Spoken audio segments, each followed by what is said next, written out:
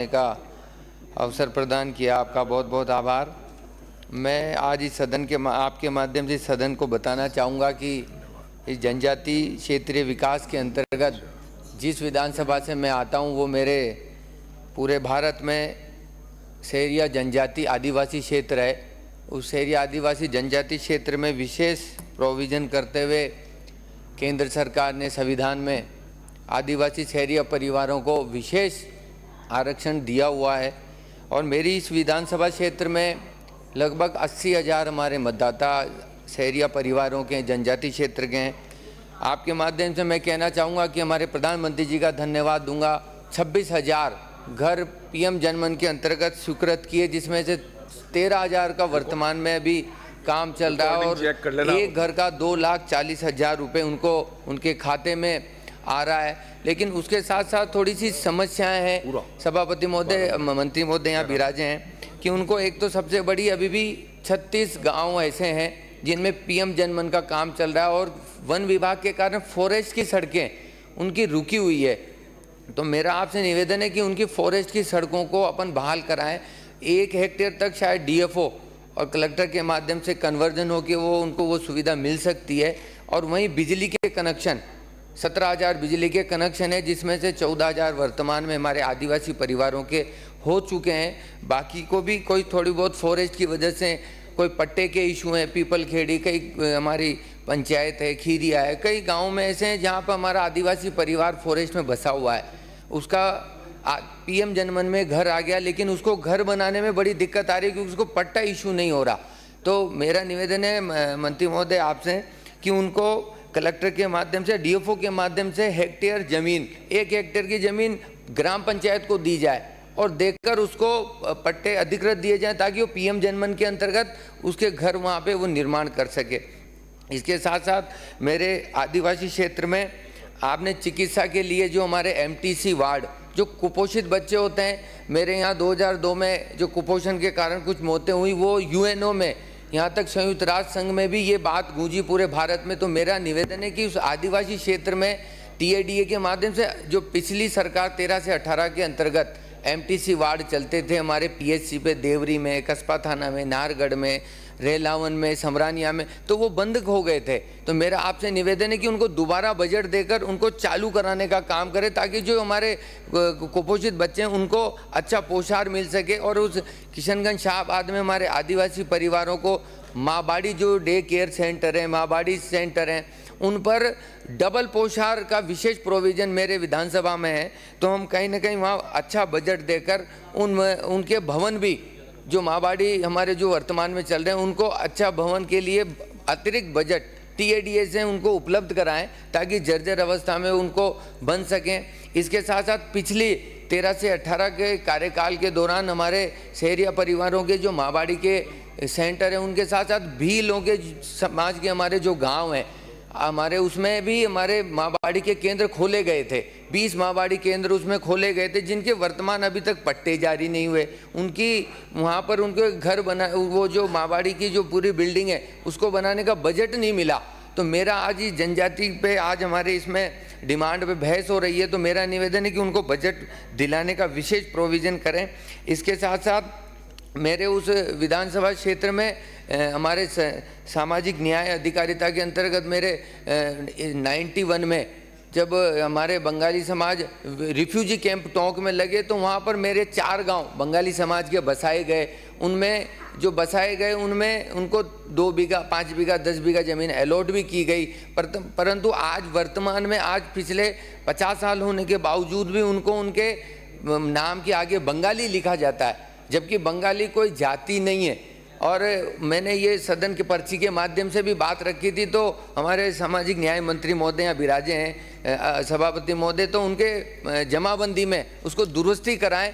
इसके साथ साथ हमारे यहाँ पर मेरे विधानसभा क्षेत्र में खेरवा समाज के भी 4-5 गांव हैं, जो हमारे कथोड़ी समाज, जो हमारे जनजाति मंत्री जी विराजे हैं, कथोड़ी, कोटड़ा और झाड़ोल, खेरवाड़ा, वहाँ पर जो हमारे जिनको कथोड़ी जिनको कहते हैं वो वहाँ एसटी में आते हैं। हमारे यहाँ पर वो कत्था तोड़ने का काम बरसों से जंगलों में करते आए, तो वहाँ पर उनको घी तेल दाल आपके यहाँ विशेष प्रयोजन करके देते थे। तो पिछली सरकार में 2017 में हमारी भारतीय जनता पार्टी की सरकार ने आपने उनको घी तेल दाल दिलाने का काम किया, पर जो उनको एसटी का दर्जा उनको नहीं दिया गया।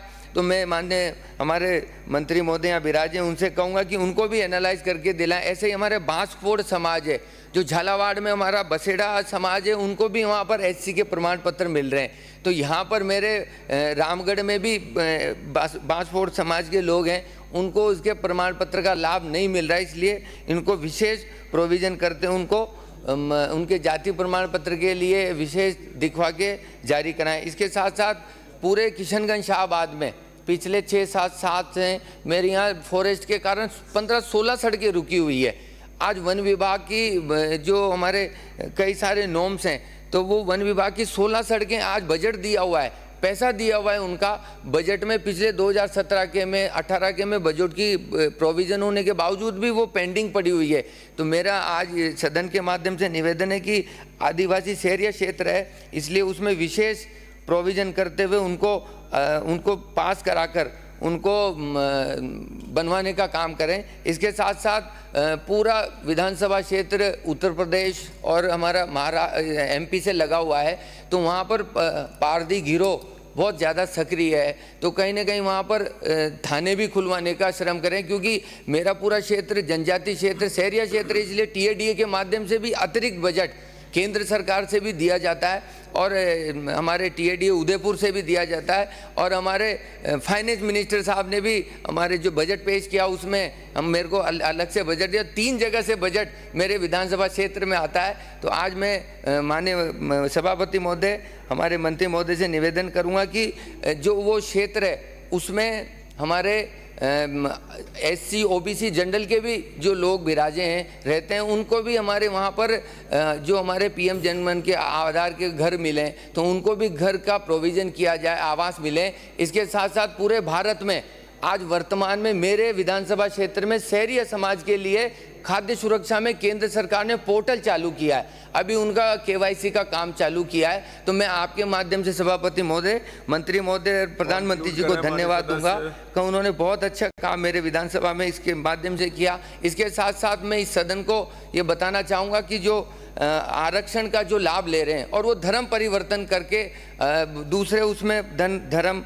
में परिवर्तित हो जाते हैं, तो इसका विशेष प्रोविज़न डिलिमिटेशन का काम विशेष प्रोविज़न हो के केंद्र सरकार को हम भिजवाएं, ताकि जो जिसको आरक्षण का असली हकदार है उसको इसका लाभ मिले।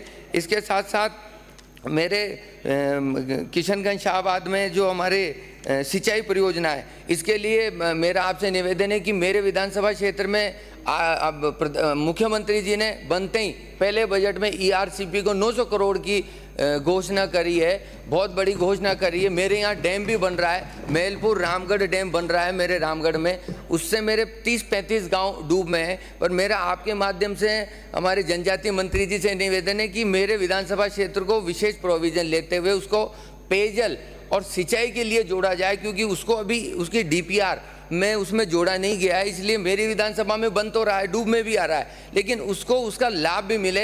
मेरे 35 गांव डूब में आ रहे हैं, तो उनके जो डूब में गांव आ रहे हैं उनको विशेष आप इस सदन के माध्यम से अभी पट्टे बनवा कर ये जारी करें, ताकि उनको जब डूब में आए तो उनको बजट उनको विशेष तौर पर उनका मुआवजा वो मिल सके। इसके साथ साथ जो मेरे भील समाज की जो माँबाड़ी यहाँ पिछली बार खुली थी, उनको विशेष 20 माँबाड़ियाँ जो पिछले 2017 में खुली थी, वो अभी तक केवल वो पेड़ के नीचे जर्जर भवनों में चल रही है, पट्टे जारी नहीं हो, तो उनके पट्टे और भवन के लिए विशेष आप राशि जारी कराने का काम करें। इसके साथ साथ मेरे विधानसभा क्षेत्र में हमारे शहरी आदिवासी जनजाति का एक बहुत बड़ा मेला केलवाड़ा में 20 दिन के लिए भरता है, उसको अतिरिक्त बजट दें, ताकि आदिवासी परिवारों को वहाँ पर जब मेला भरता है तो आर्थिक सहयोग हो वहाँ पर हमारी उस पंचायत को, केलवाड़ा को।